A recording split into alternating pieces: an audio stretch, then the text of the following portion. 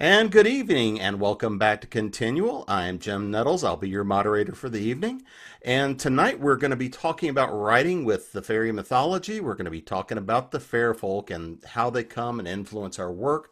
We're going to be talking a little bit about how we see them historically and how we can work them into what we're doing and what we're writing.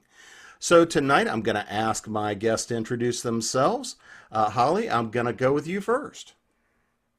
Okay, I'm Holley Trent, and I am a romance author of dozens of books spanning a few different categories. I write paranormal, fantasy, contemporary, and science fiction romance, so I kind of straddle a whole bunch of different spheres.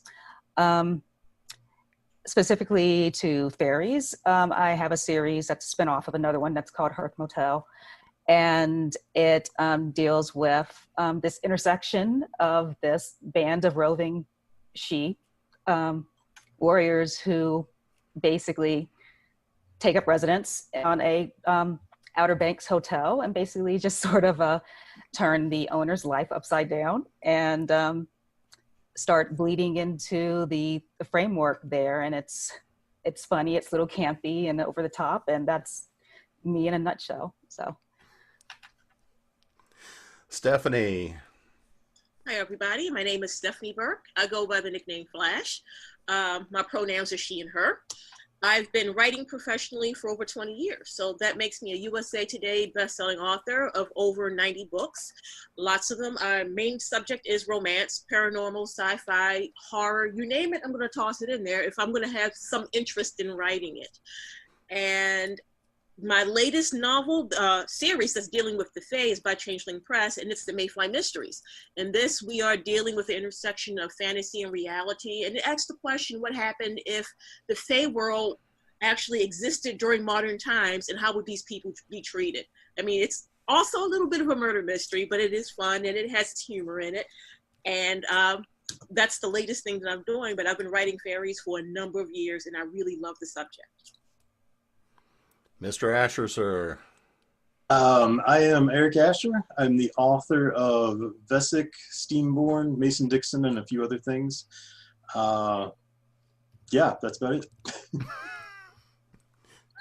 Cutchin.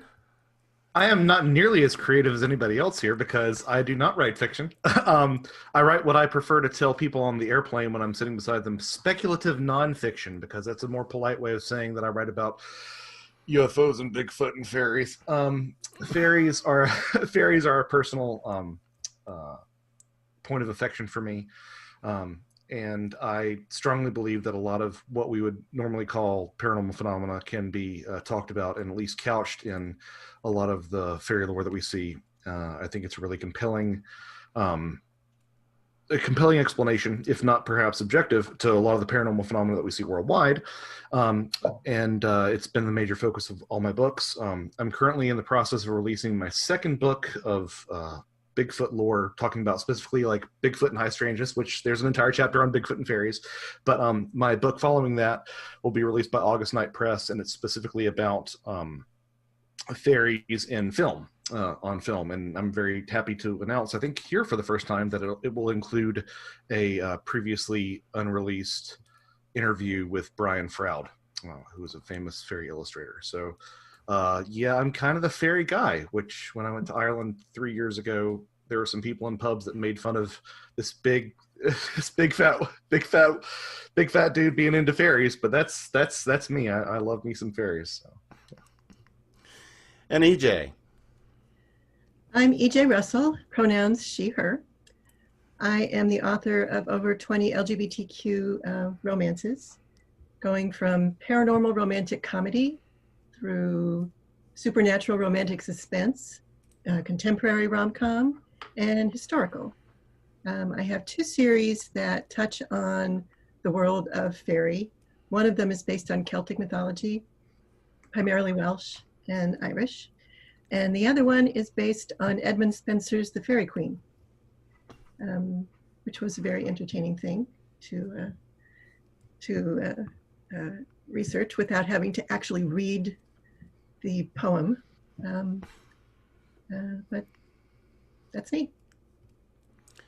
So let's start with a fun question because I can go back and tell you that my start in the couple of my series that actually are heavy into Fae mythology and lore and things like that go back to my interest in culture and what we see and how they represent it. So I'd be really curious to see how you guys got your real interest in fairy lore. Hopefully it was not because you saw Tinkerbell on Disney, but other than you, Eric, it's okay. Um, so EJ, I'll start by picking on you first. Well, my interest in Celtic mythology in general, and Fae are part of that, goes back to the mid 70s when I worked at a bookstore in Southern California and discovered Evangeline Malton's retelling of the Mabinogion. And I read those and was fascinated by them because they were so not Greek. Everything about Celtic mythology is just skewed from what the sort of the classical mythology that gets taught in grade schools and whatnot is like. And it was fascinating to me. And there were several pieces of the stories in those tales that really stuck with me. And years later, when I started writing, that's what I went back to because that was my first introduction to it. So using that, the concept of Anun and Aaron and all of the she mounds and other kinds of things, and trying to build it into a concept of fairy that I could use in sort of an urban fantasy setting. Because what I ended up doing is fairy is a construct in my novels. It's something that the elder gods created specifically because they decided that the Fae were subservient to the Druids, and so it became a sort of symbiotic relationship that over time got lost in that particular. Because the Druids and the Fae sort of became inimical to one another. So they didn't speak, they didn't remember where all of this started. And that's sort of where my series begins, as they're trying to discover where they came from, what's going on. The Seelie and the Unseelie courts have been diminishing over time. The Breton Faes are gone, the Cornish are gone, the Manx are gone. So in order for them to continue, they have to merge both Seelie and Unseelie courts, which are inimical to one another. So how do they do that? So Josh, how did you wind up getting and becoming apparently the ferryman now? It's going to sound a little bit cliche and to not be too punny, sort of airy fairy, but I don't think I found them as much as they found me. Unlike a lot of people in the paranormal, I don't have this giant sort of Rolodex of paranormal experiences.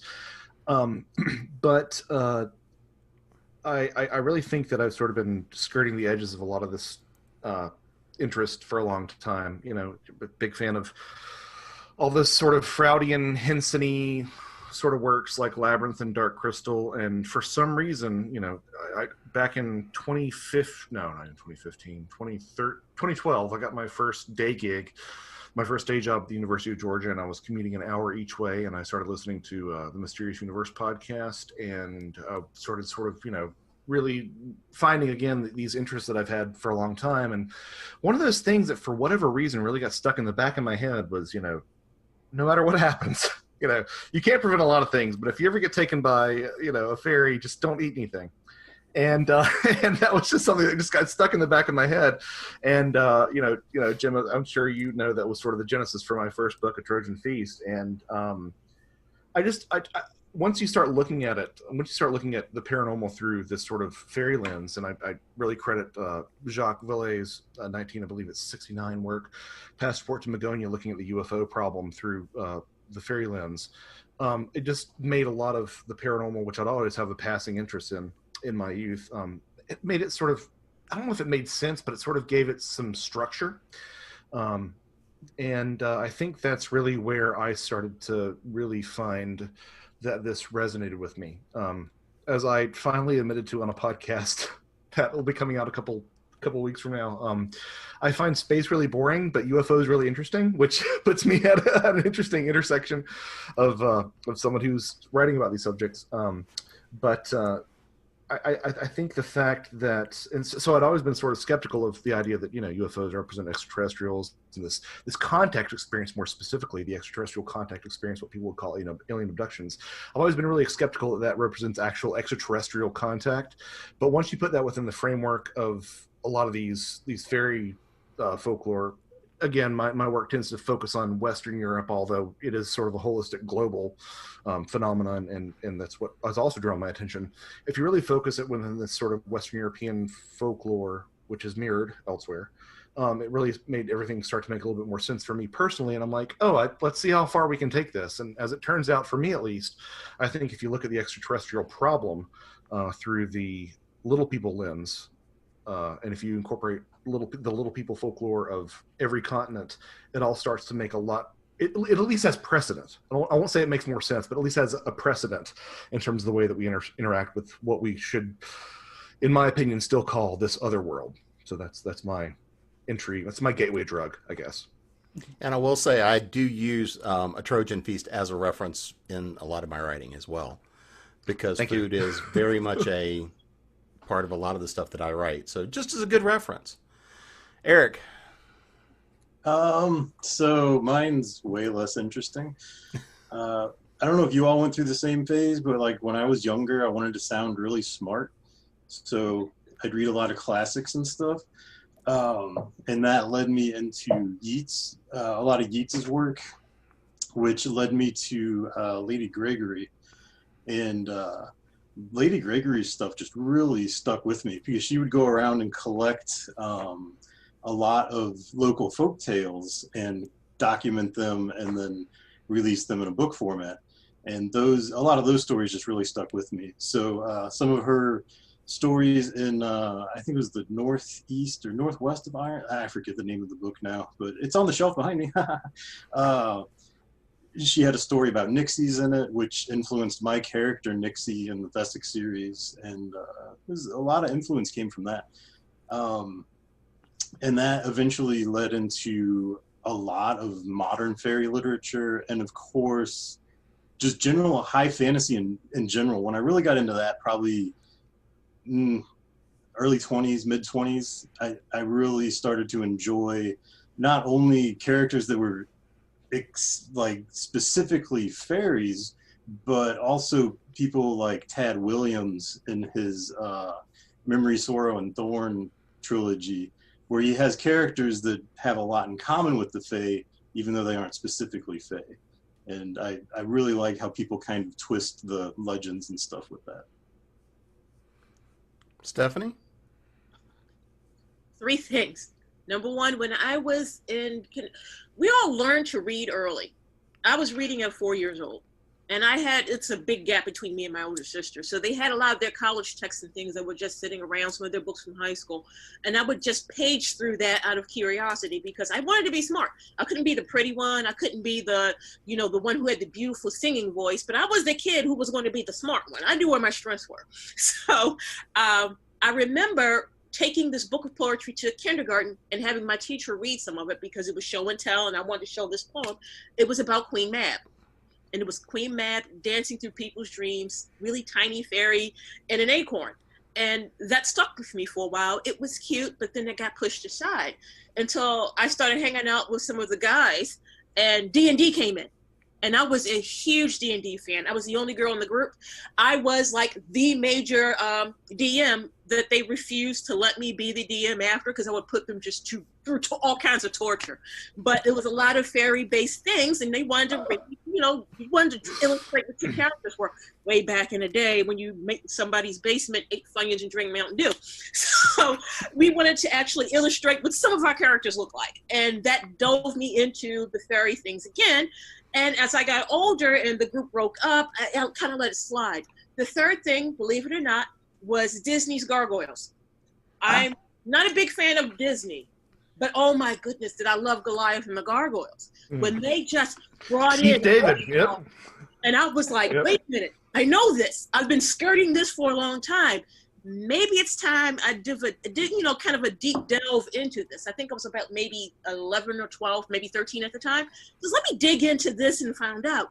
When I started digging, I kept finding more interesting connections into what people believe now with religion, with society as a whole, with rules, especially how you're supposed to behave, how otherworldly and inhuman that the Fae characters believe. They had their own system of belief that was completely different than what humanity was.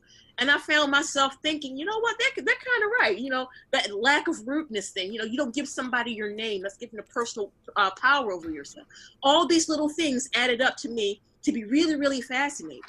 And then MTV came out with a show called Max. I don't know if anybody remember that. It was this guy who was it was supposedly kind of crazy, and he was this big homeless guy, and in his mind he was Manx of the Modido. So everything he would see would be, he was living in like a slum, and everything in his world, in his mind, when he would have these episodes, was like the Fae world. He was running through Scotland, he had a sword, he was doing all these things, but in reality he was just this bum who might have killed somebody. And this was early days of MTV. So it was like all these things went together to create this fascination for me. And it was like, there's not just one world. There's a multiverse within this multiverse, within this multiverse. When you started looking at the connections between the Nordic culture and how that bled into the Celtic fantasies and the Celtic fairies that we have, oh, I was hooked. And then, like I said, it goes right back to that different inhuman belief. Things that were acceptable to them that wasn't quite acceptable to us. And then there was the punishment, because the punishment should fit the crime, even though sometimes it was a little bit excessive. But I mean, you get what you earn. So it came back to karma. So by the time I hit college, I was so fascinated with this world that I was trying to grab every little bit I could find in what Shakespeare was doing, what Keats was doing, what other famous poets were doing. And then I tried to find where the high fantasy authors were. I came into Lord of the Rings a little bit late, but the Lord of the Rings fairies, their elves, seem so much like Finn McCool and and the fairies and the Finians, because, you know, they got Disney-fied. Because at one point, fairies were these huge, gigantic warriors that had swords and beat giants, and they did all these wonderful things. And then suddenly they got cute, and they got really, really tiny. And it's like, wait a minute, we were terrified of this, and now we've taken and given, you know, the fairy tale treatment. Fairy tales were often cautionary tales. They weren't happy and sweet and had these wonderful endings. When I started finding the real fairy tales, that just added to it. And ever since then, I've been hooked. I've been finding ways to incorporate the Fae world, Fae beliefs, and there's so many different categories of Fae. They're so diverse. So I was trying to grab as much diversity as I can to get us away from that, you know, little cute clap for Tinkerbell blue fairy thing that we had going on for years. Holley. So honestly, for me, yeah, it's pretty mundane. So it was a matter of necessity. The way I approach writing books is that I have a very scant idea of what a book is going to do. I know what the characters need to do, though. So I build the characters out first, and then I worry about how I'm going to get there in the plot.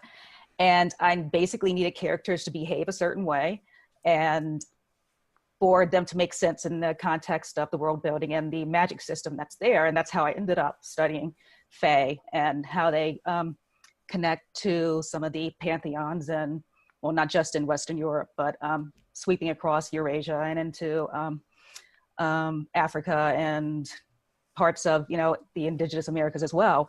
But also, like 15 years ago, and I had totally blocked this out when I started researching for these series, I actually read Laurel K. Hamilton's Mary Gentry series, and I had totally like wiped out that I had experienced that. So it was interesting to see how her reading of that folklore tied in with what I learned about that history, like, you know, a decade or so later. But that's basically how I got there. It was just a matter of necessity. Well, let's talk a little bit then about research, because now that we've sort of dived in where everybody's coming from, so we know that you kind of get into that thing. So if we compare Greek mythology, like EJ was talking about, Greek mythology to Celtic mythology, having studied a lot of Celtic mythology is messy. Now, Greek mythology, at least there's a certain degree of order to it. There may be a lot of Zeus's kids running around, but there's at least a certain defined order to it. A lot of Celtic mythology is much more messy. It feels lived in. It feels almost more human, more real. So, is that one of the reasons that you really rely on that in terms of what you're writing and what you're working on, is because it feels more lived in, it feels more real, it feels more human, especially when we look at the fact that we have those cultural memories and stories pretty much across the world. So is that one of the things you get into, is to why you're working with it and why it's so impactful for you? I'll throw that out there to see who wants it first.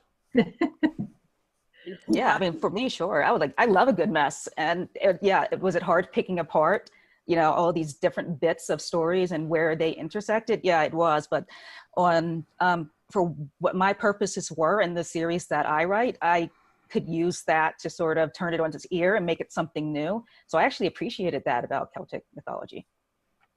Also, it's more interesting.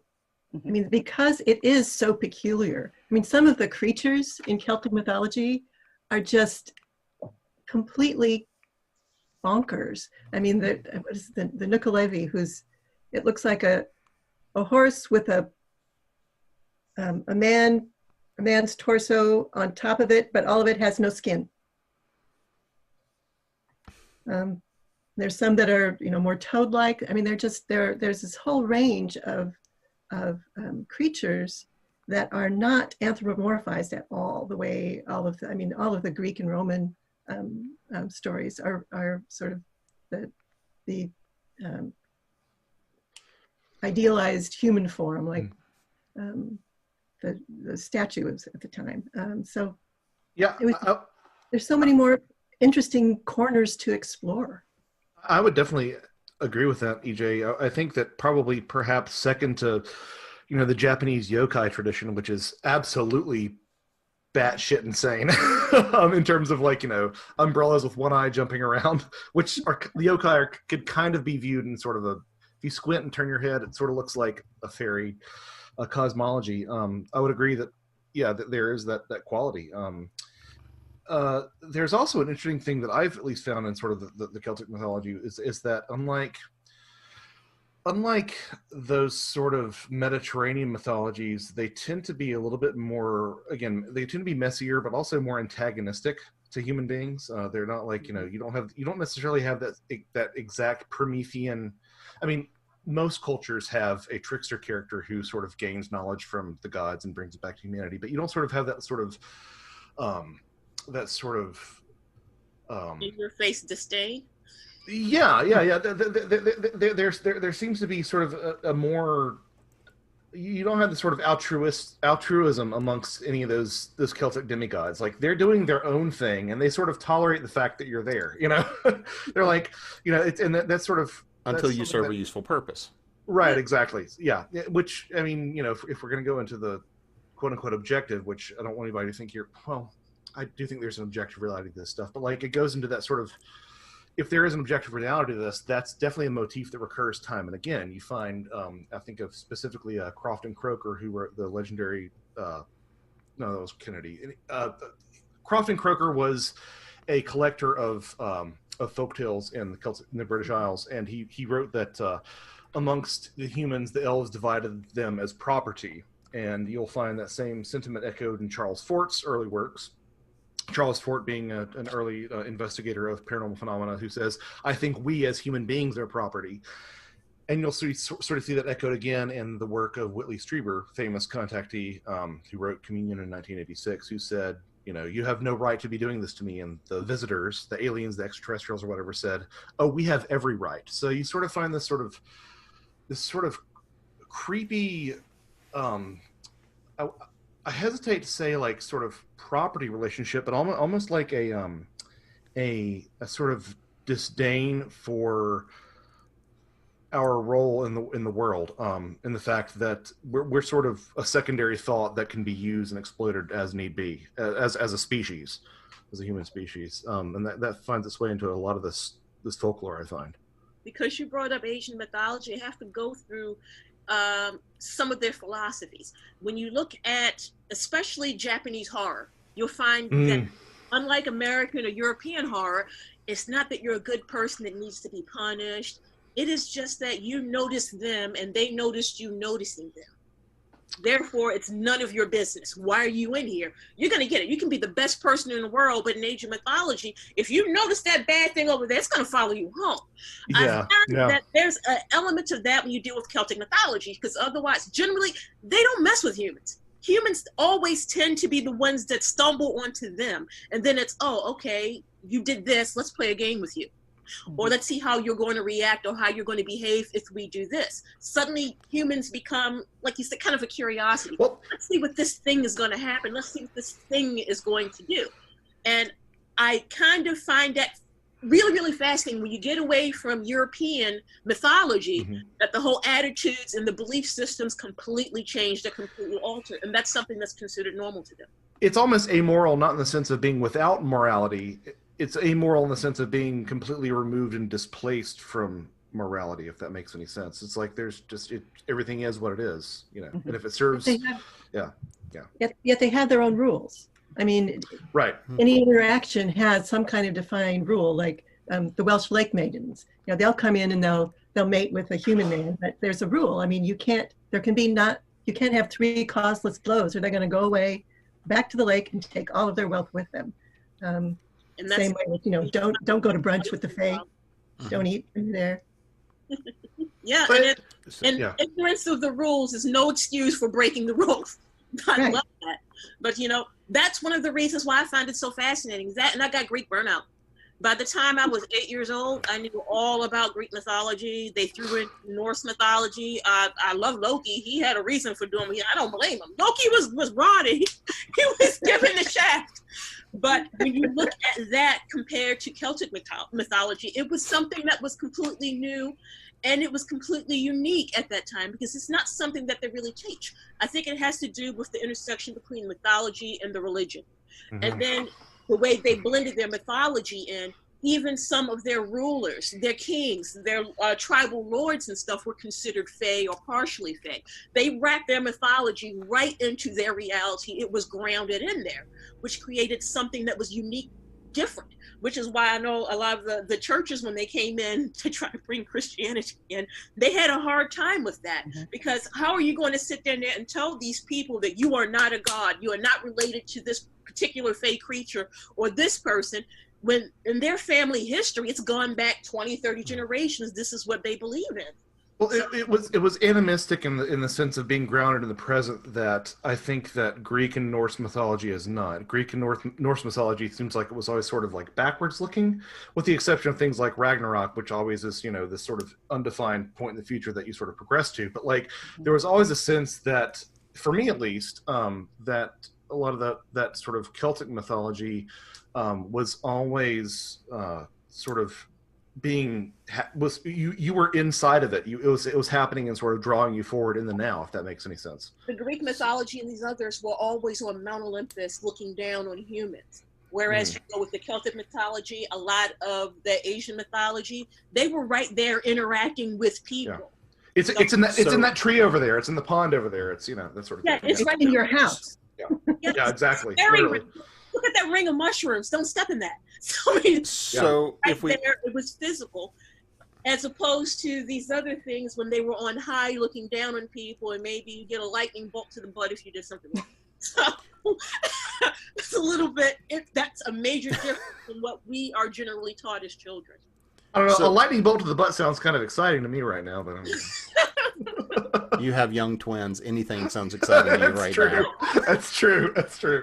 So if we look at this, does the spirituality that kind of inherently comes along with Fae mythology then, is that one of those things that you're really working into your work? Is that one of those things that you really find influential? Is that one of those things that even if you're not necessarily coming and hitting somebody over the head with it, there's an underlying faith and belief that goes along with incorporating anything with the Fae, because if nothing else, the Fae exist to screw with you because they've got nothing better to do. In so many different mythologies and so many different views, it's like you say, you saw us, you stepped through the wrong door, you stepped through the wrong portal, you ate the wrong thing off the snack tray. Now you're going to go take a trip to fairyland. You know, is that something that that underlying belief system is something that really is core to the work you're doing? I think that can partially tie into the previous question too, about how it can be kind of messy. Greek mythology is always very structured. Like there's an official version, and this is what really happened, and this is how everyone retells the story. And you get into the Celtic mythologies, and this might be the case in some stories, but they vary wildly depending on who's documenting it, what their source is, who they happen to talk to on what road, on what year, and it's so the underlying meanings in some of those stories can be a little bit different between books that you read to study them. So Well, the fact that they're, oh, sorry, go ahead. yeah, no, go ahead. And the fact that they weren't actually documented in their raw form. I mean, by the time anyone wrote anything down about them, they'd already been tainted by the Romans and by Christianity coming in. It's like nobody wrote down anything when the Druids were still in power.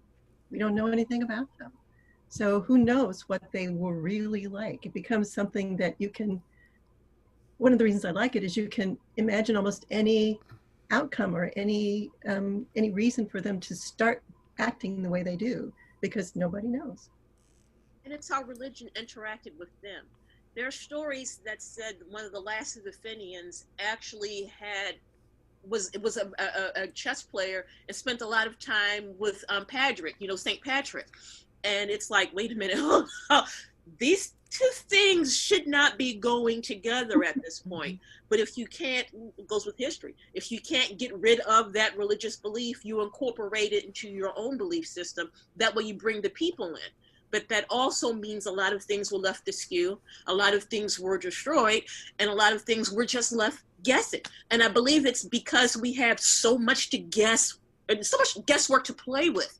It makes it a little bit easier to put our own twist on things when we're writing our fiction, unlike you would do with a lot of Greek and Roman mythology and their deities, because, Zeus was a god of thunder in the sky and all this, and, Ares was the god of war, and he had different attributes that were attributed to him. But that's all written down, like you said before, in harmony with what everybody else was saying. That's structured.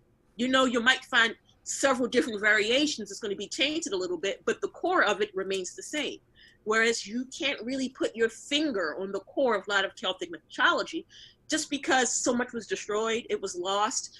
The meanings of them were altered to bring in this new religion to bring people together. I mean, you look at some of the churches where some of the Celtic gods were destroyed because they had goat heads or horns that made them look like the devil. So they, instead of, destroying the whole church that these were based on, let's chisel off this piece here and chisel off this piece here and start a new mythology behind it. So it is very, very extremely messy, and it's almost to the point where you cannot put your finger on one thing definitively. You just have to research around it and go right through the middle of all the research that you find. And that's what makes it fun. Oh, yeah. So let's actually then talk about research. So let's say that I'm sitting there and I'm a writer thinking about writing in urban fantasy and horror or even nonfiction, whatever the case may be.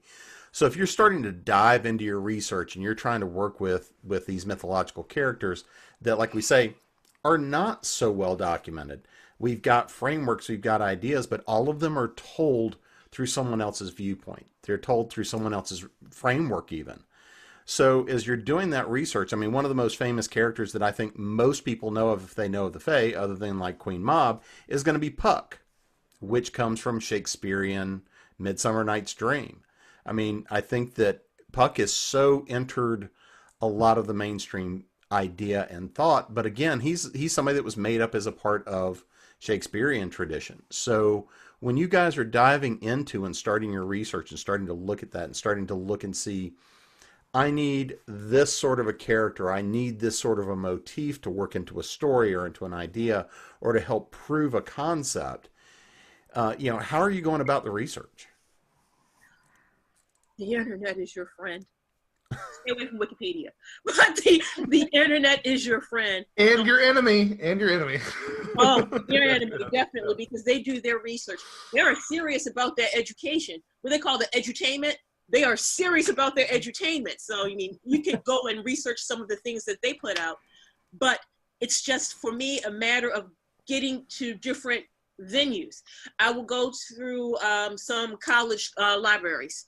I will dig through some different mythology websites. There was Encyclopedia Mythologica that was around for years that I just saved pages and pages of information on, because they give you sources at the end. So you just follow the sources that you source from somebody else, and you just compile as much of it as you can. Well, that's just how I do. Like just fairly recently, for a series I'm writing for Changeling also, called The Wild Hunt, I needed a Celtic god, but it had to be a raven. So are there any Celtic raven gods? I start digging and I come across Bran. Bran's not exactly a Celtic god, but he is somebody who was considered to have Fey blood, who was beheaded at it was an interesting family gathering, let's say. And Yes, it was, wasn't it?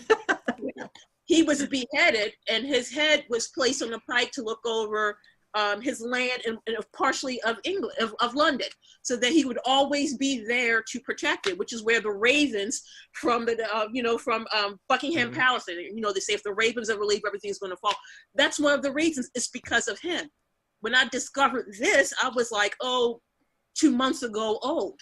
And it was like, wow, I didn't know that this would lead me into this. So then you just have to find your avenues. You have to research everything that you can find. And I like to actually go to fable tellers. You find a bunch of them on YouTube. They are actually doing visual recordings of their mythologies and the reactions to them. And it varies from different region to different region. If it's Welsh, if it's going to be, say it's going to be something that's straight out from Scotland or Ireland. They vary. But those people are just giving you a visual documentation of the mythology that they grew up with. So I find that that's kind of helpful too. So for me, it's just, I don't have one particular way of doing it. I just source as many resources that I can find, and, getting rid of the stuff that's kind of crazy, or the stuff that, games like video game developers have taken and twisted around to meet their agenda. You push that aside and try to get to the true mythology told by the people that actually live there. And I found that that's very, very helpful for me. I started out, because I'm old, I started out actually ordering books. It was when I was working in that bookstore, I could special order books. So I ordered British Goblins by Wirt Sykes. I ordered lots of books on Welsh mythology that had That's a really great book, by the way. Because, yeah, great book. So I started there. Catherine Briggs has an encyclopedia of Faerie that I have a hard copy of. So I started out there and branched out into the internet once it was available to me. But I have a whole shelf full of books that are more or less useful. I also have all of the English and Scottish popular ballads. Yeah, I think that. So I'm notoriously antagonistic towards people like just finding these sort of posts on online forums and throwing them into their supernatural books. But at the same time, when I first met my publisher, Patrick Weege of Anomalous Books, who was somebody that I had Anomalous books on my bookshelf when I was in middle school. Like, it was a big moment for me that I got to be with Patrick. And Patrick was like, "You must have a huge library." I'm like, "No, I don't. I'm just really good at using the resources that are available to me." But there's don't look at my library. Just don't look at my library.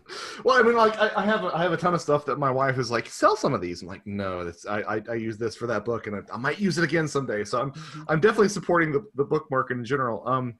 But there are so many resources on the internet, and I feel, as someone who is by and large sort of in line with Stephanie's philosophy of not necessarily just going to the internet for everything that you need, There's so much good stuff out there.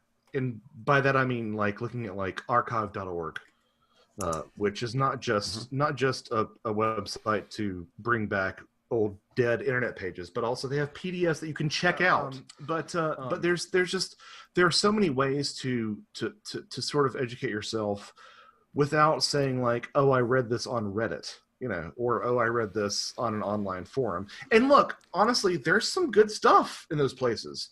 But if you're going to present that, for me, is I guess more of an issue than anybody else here, because y'all are writing fiction and like, I don't want to say who cares if it's real or not, but like, because you want to ground it in some basis of reality. But for me, like, I have to sort of present this as like, oh, this is what people are saying.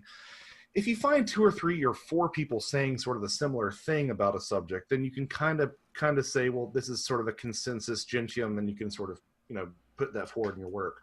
But the internet is, it's an awful tool for people who don't use it well. And I'm talking about like, college kids who cite Wikipedia as a source, but it's an amazing tool if you have the wherewithal to sort of doggedly track stuff down to the bottom of the rabbit hole. If you look at that citation on Wikipedia and then you find where that citation was, and does it take you to a crazy right-wing website, or does it take you to a publication that has an objective reality work? Does it, how far, like, what's at the bottom of that rabbit hole?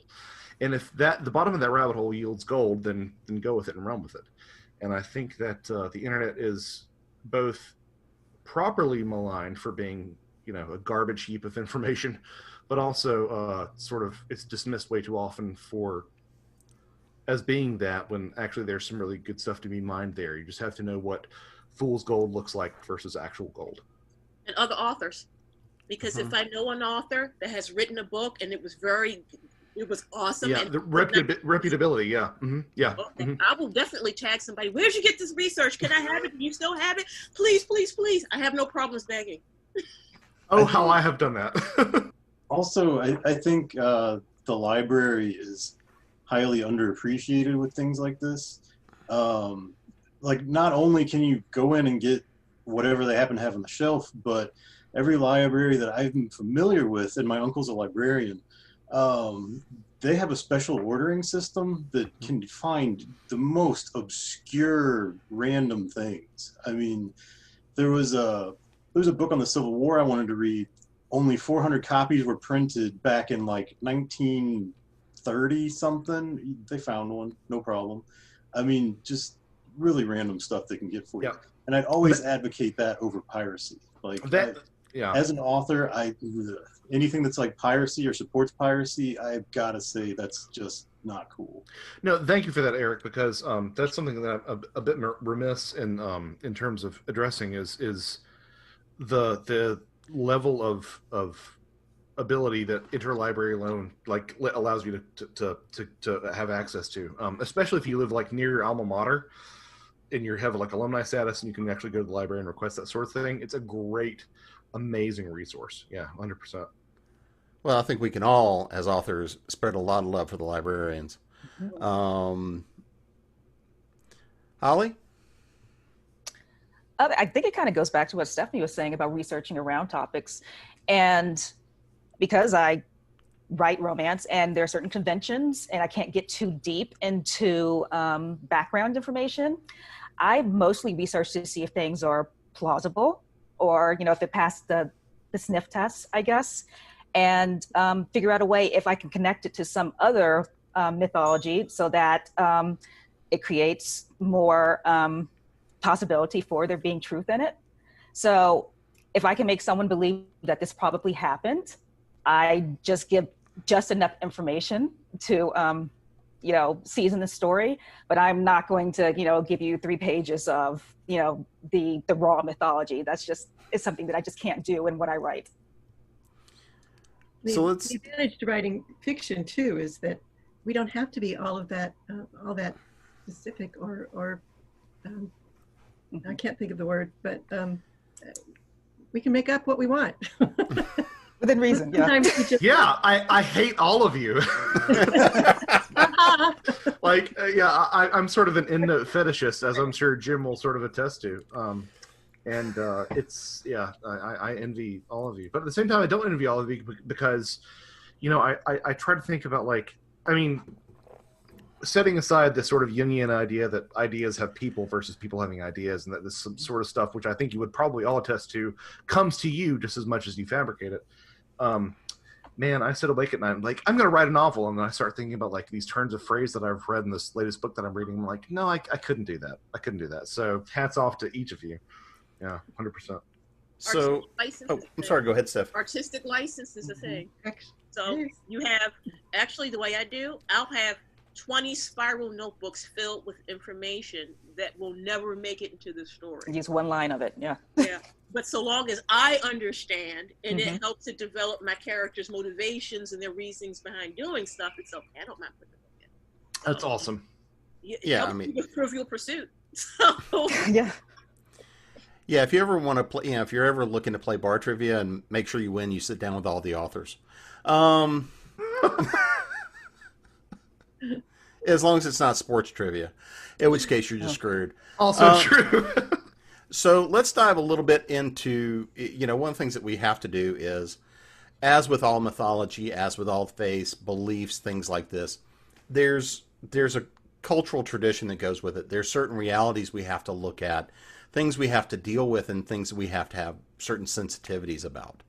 And even if you're talking about something and we start talking about the fairies, there's still, as you say, objective realities behind many of these stories, because generally when we look at mythology, it represents a cultural warning. It represents a cultural idea. It represents, something that people saw that they didn't fully understand or didn't have another bit of language for.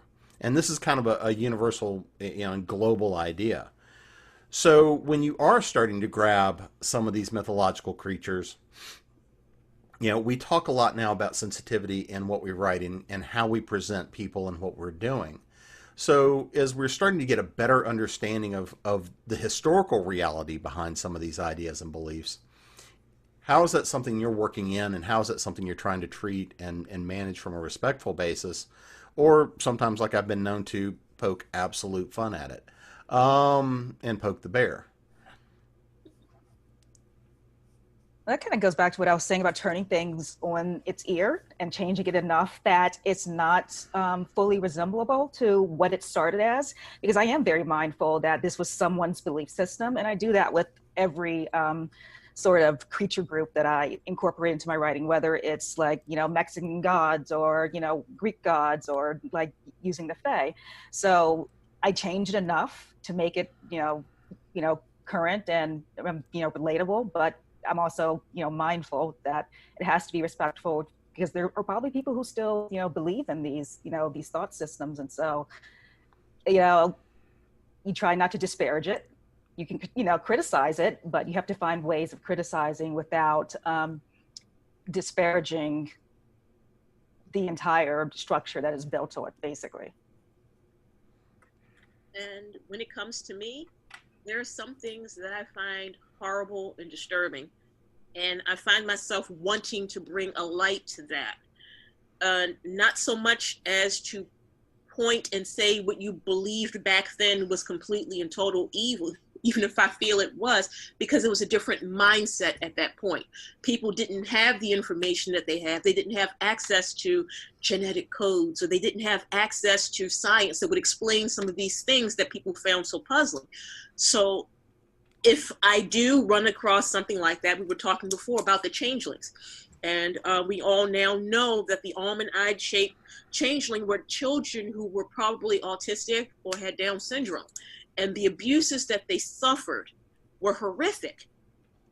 If in my story I bump across that in a modern time, because I rarely do historicals, if I bump across that in a modern time, I do my best not to judge, but to put an objective experience onto what I'm showing. It's just me showing what had happened. These are the reasons why this happened. Not saying it was good, not saying it was bad, just saying that it was. This happened. And I try to be as respectful as I can and leave my personal opinion out of that, unless it's coming from another character, which is great about fiction writing, because I can bring another character in who's absolutely horrified, who says all the things that I want to say, and it won't disparage somebody's family history, or it won't cause a big rift because people saying you don't understand this. I get it. I researched it. I understand that I, as a writer, can't use that as my narrative voice because that opens up a huge cesspit, basically, and I don't like swimming in cesspits, but I can create a character that will express what I feel. Secondary character, tertiary character, doesn't matter. I can throw somebody in with a voice that will offset what's happening on screen or what I'm intending to show. Because some of the things that we've done for the sake of our children, for the sake of religion, for the sake of our own belief systems, are horrific by modern standards. But by that same token, you look back in the past, it would be okay, like beating your wife. We all know about the rule of thumb. So, or, you know, the nag's bridle that they used to put in women, or, you know, if you go back to Asian culture again, bukkake, everybody has a way of punishing their people at that time that seemed to be relevant and acceptable for that time period. But time changes, things shift, people's belief systems and society changes as well. So when we're dealing with something like that, we have to keep in mind that that may have been acceptable 200 years ago, not so much now, but it's there, it's fact, it happened. So if we're going to do this, we must do it respectfully, and we must do it not in a way to provoke a negative and angry response. So I'm going to push back a little bit on sort of the cultural relativism angle, not to be completely contrarian, because I agree with you in the aggregate, but I think that that sort of the fairy mythology specifically has been quite detrimental to specific cultures as a scapegoat, and I'm trying to sort of tread lightly here. Somebody gonna say something? I heard somebody jump in. No, okay. No, I said, yo, you're right. Okay. Yeah. I'm saying stop holding back. So a stat that I'm sure that anybody who's ever listened to me on different podcasts and stuff is tired of hearing this, but I'm just so effing sobered by the stat. There's a book that was written by Elaine Farrell, Professor Elaine Farrell, called A Most Diabolical Deed, and it looked at infanticide in Irish society just between 1850 and 1900. Now, in terms of like in the Western world, what we would accept as sort of like post-Enlightenment sort of, we should all know that you don't kill babies after 1850. Like that was like a sort of a generally realized societal concept, right? Or societal standard. But in Elaine Farrell's survey and analysis of infanticide just in Ireland, and you got to remember Ireland's about the size of Indiana, she found just between 1850 and 1900 that children less than 3 years old, so if they were 3 years and 1 day old, they didn't make the cut. If they were killed in 1901, they didn't make the cut. So 1850 to 1900, children less than 3 years old, she found that 4,645 children were murdered. And oftentimes the changeling excuse was used in that context. So I think that, and this, you're talking to somebody who believes that like there is an objective reality to fairies and to aspects of the changeling phenomena in terms of being like sort of otherworldly and supernatural. But within that context, you look at that number, and that's just a staggering amount of kids that were killed. So I don't think it's necessary to judge them by a lot of our current cultural mores, but at the same time, that's a lot of children that were killed in a 50-year period on this tiny little isolated island, and you kind of have to sort of layer that against what is ostensibly a religious belief, and at what point do you intervene and say, no, this is not cool, you know? Well, I mean, by that token, you would also have to look at the number of Irish bastards and children who were given to the church in England from that point before, who were murdered. You know, they're digging up graveyards right now, and they're finding hundreds and hundreds of bodies. So, right. Yeah, I agree with you. It was horrific. It was wrong by any stretch of the imagination. But as a writer, I can expose that and let people come to their own conclusions behind it. Because like I said, a lot of it was their religious belief. I'm not going to poke at anybody's religious belief, even if I don't agree with it. Yeah. Well, and you look at that in the context of a society that, again, not to get too super political, but you look at that in the context of a society that wholly condoned abortion, but was kind of okay with infanticide. And that sort of it don't quite balance out. Yeah, it complexifies the matter a great deal. Yeah, it does. Well, that was chipper. Sorry. Well, we brought down the tone just a little bit. A little bit. So something that no one's mentioned, if you're writing about a topic that you think people might take issue with, or take issue with the way you're approaching it, a really good thing to do is to hire a sensitivity reader, because that can really save you from doing something incredibly disrespectful. Yeah. Mm-hmm. I am a sensitivity reader. Yeah, there's space for that when you're dealing with these sensitive topics. You really need to go and find somebody who can be objective. We can read and then look at you and say, okay, this is where you might have gone wrong at. This is where you might need to change this a little bit. And I'm not going to get upset. I mean, good night. You have to be a thick skin to be an author anyway, whether it's fiction or nonfiction. But the more straight you are with us, I mean, I would rather go back and forth the sensitivity reader to make sure my point of view and this story is correct than to have 300 people offended and angry writing me horrible emails and giving me hate mail. Mm. But I will sell you a bulk deal. If you want to burn my books, I'll sell them to you at a 10% discount. Book burning. No. Wait a minute. Is that net or gross? EJ? Yes. Anything to add to that, or? Well, because I write romance like Holley, and I write LGBTQ romance, a lot of the world building I do is sort of removed from a lot of that.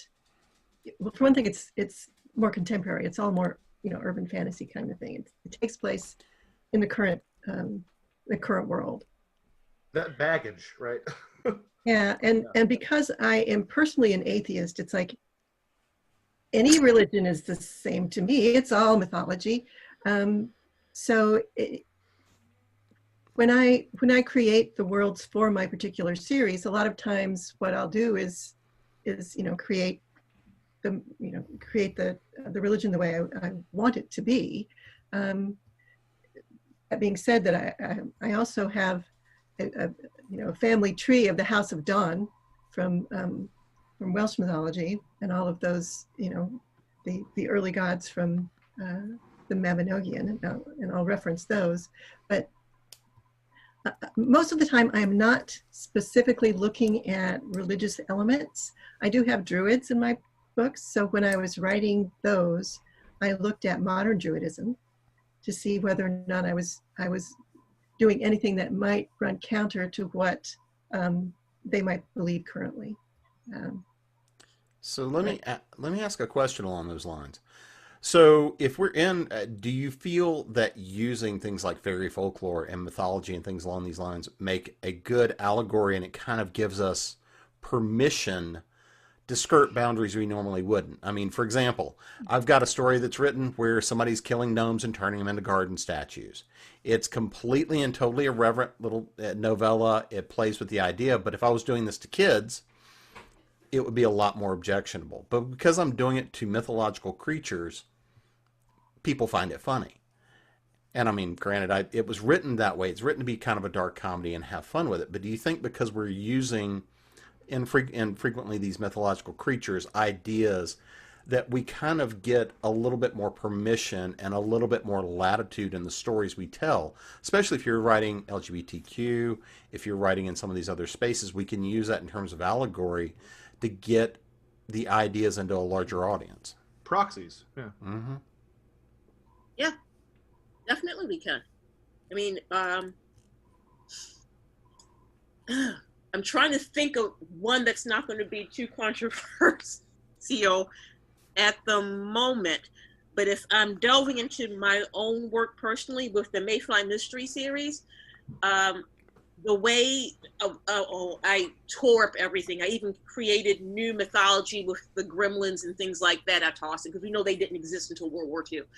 I tossed all those things in, and a lot of the statements that I made about discrimination, about racism, about police violence and things like that were okay and more acceptable and was even humorous when the main character is not exactly human. They're not real, so you can understand the concept, but you can't say this was based on this one particular person right then and there.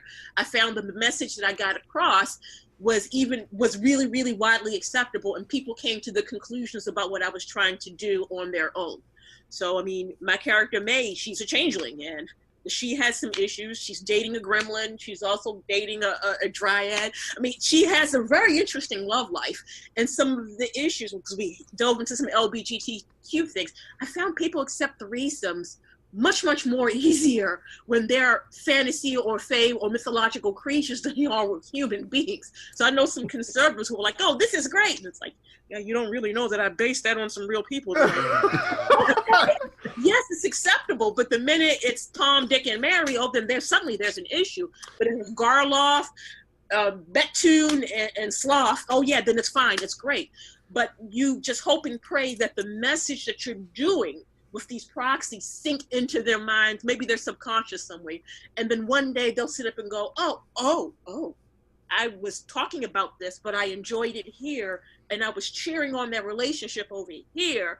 But that kind of makes me a hypocrite if I, look at somebody in reality and do the same thing. So I'm hoping not to slap people upside the head with the message that I'm giving, or the characters, or even the lifestyle that they're living. I'm giving them a window so that maybe in the future they'll see this, remember the story that they love so much, and go, hey, maybe it's not so bad, maybe it's not so odd, or it's not so crazy. So, I mean, proxies are really, really great for that. That gives you so much leeway. And I would argue because I want all the fiction people to talk about their things too. I would argue that the sort of the sort of idea of the Fae as like a microcosm of human society is sort of baked into the whole mythology, in terms of the stratification of their society and these these different courts and the way that they're very contractual and all that sort of it's and the idea that they were called the gentry, which is synonymous with the way that you would call the upper middle class, or the upper class rather, in Western society as well. I think that like the idea of the Fae as a reflection or a proxy, as you said, of human life, I think that's sort of just part and parcel for the way that we have interpreted them throughout the years. I am such a wicked person, because when you said that they go by the name the gentry, I thought of that Gilbert Godfrey joke, the aristocrats. The aristocrats! In some way, it kind of parallels with some. There were 3 fairies who were taking their knuckles, and they were yeah. They were called the gentry. Yeah. If y'all don't know the joke, look it up. Stephanie, we're on the same page. We're on the same page. That scares me. So, Eric, anything you want to throw on top of that? No, I think I got mine in. All right. Holly, EJ? Well, use proxyism. I use greater and lesser Fae as sort of proxies for classism in some of my books. And eventually it comes out that the elder gods did not intend for the greater Fae to be the masters. They were just called that because they were larger. So there was no reason for that kind of classism to exist. And sort of creates a revolution within Faerie that it's like, all these things you believed, think again. Holly? Sorry, I didn't mean to cut you off. Oh, it's fine.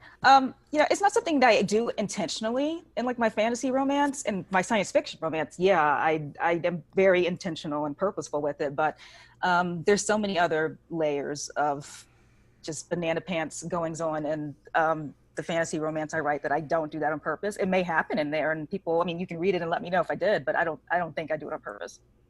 Banana pants is my new favorite phrase, by the way. Thank you. I love that. All right. Well, we've been going for a while here. Anything else you guys want to bring up? Anything you think we've missed? For our budding writers or anybody out there wanting to use the Fae or leverage the Fae, tell the story of the Fae. Have fun with it. I mean, all of us are authors here. We can all sit down and write the same story. If you give us the fake character and the plot of the story, we'll each come up with different stories in the end. It'll be each representative of our own voices and our own experiences. So don't be afraid to take that plunge and to delve into something new. It might be a little bit foreign to you at first, but then when you start writing, you can compare it to reality, to your own experiences, and you come up with some very, very wonderful stories. I mean, there are so many great stories that are wrapped up in the politics of the time, when reality meets fantasy. The Celtic mythologies give you all that stuff. So, I mean, it's a wonderful thing to play with.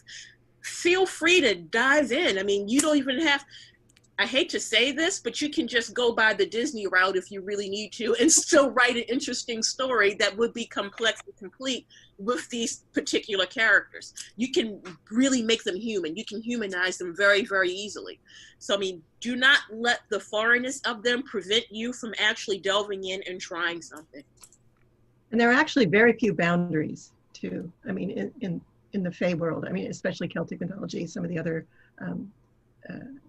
Asian mythologies too. I mean, because there aren't any hard and fast contemporary accounts of them, you can pretty much take any spark and generate a completely new world based on it.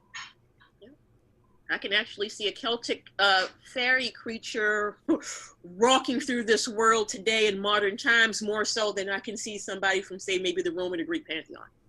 That tells you how easily they are to shift around.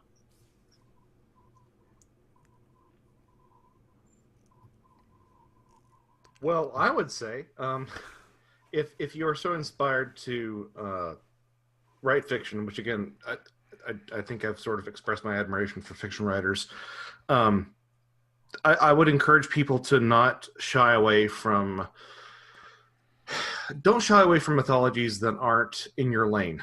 Right. So if there's a mythology that is not part of your personal, heritage, it should, if it's a legitimate mythology that has anything to say about the human condition, it should speak to you in some sense. And I'm making big hands underneath the desk here, big hands. But like the truly valuable mythologies are the mythologies that speak to human experience, regardless of where you come from. And so embrace it. And, I think that that there is so much to be learned about. Once you start looking to mythology of any type, and I would argue sort of to look into all different mythologies and lore, but once you start looking into mythology of any type, the world around you sort of becomes re-enchanted in a way that it doesn't when you just learn words from a dictionary. You understand the meanings of words, you understand the implications of the words, you understand why people build temples on mountaintops, because that was mythologically the place where you were highest to intervene with the spirit world. So I would just say, like, just take, even if you don't want to write a book of any type, fiction or nonfiction, just dive in, and I guarantee you that it will enrich and re-enchant the world that you're in, 100%. And it's just so interesting to see where these different mythologies overlap and how the people who created them are different or similar, from those two different stories. And, I look at that a lot when I'm researching things, like, can I find the same story somewhere else? And, how did it impact the people who are telling the story? So I think that's fascinating. Yeah, and really go find the obscure stuff, because some of the most interesting stories are in the most obscure books. So yeah, follow those references back to find out where the big book that you're reading got their stories from. The dustier a book is, and the more it's falling apart, the more rewarding it will be in my experience. Yeah. Unless you're in Japanese animation, then you get easy kai to another world where you're stuck trying to find a way back home. Actually, right now, that sounds kind of enticing. Right? It sounds great. 2020. 2020, yeah. The year to be spirited away. Yeah, for sure. All right. Well, in that case, I appreciate everybody joining us this evening to talk about the fairy world and crossing the veil. So I'm going to ask everybody to just sort of wrap up. Where can we find you guys? And so this time, EJ, I'm going to start with you. My website is ejrussell.com. And I'm on Facebook as EJ Russell. No periods in between my initials there. I don't do much on Twitter, so those are the two places to find me. Josh? You can find me at joshuacutchin.com. And I don't blog very often, but when I do, it's really good. So I have my latest book came out in May, which is Where the Footprints End, Bigfoot and the Highest Range of Phenomenon, Volume 1. Volume 2 is supposed to come out this December, and my book on fairies and folklore in cinema is supposed to come out sometime next year. We'll see when. So, Eric? You can find me at ericarasher.com, and pretty much any social media platform is just /EricRAsher. Stephanie? I am author Stephanie Burke .online. That's my website. You can find me on Twitter as Stephanie Burke. You can find me on Instagram as Flashy Cat. Basically, you type in Stephanie Burke and I'm going to pop up. I am everywhere. At least I'm trying to be. I'm still learning to work the TikTok.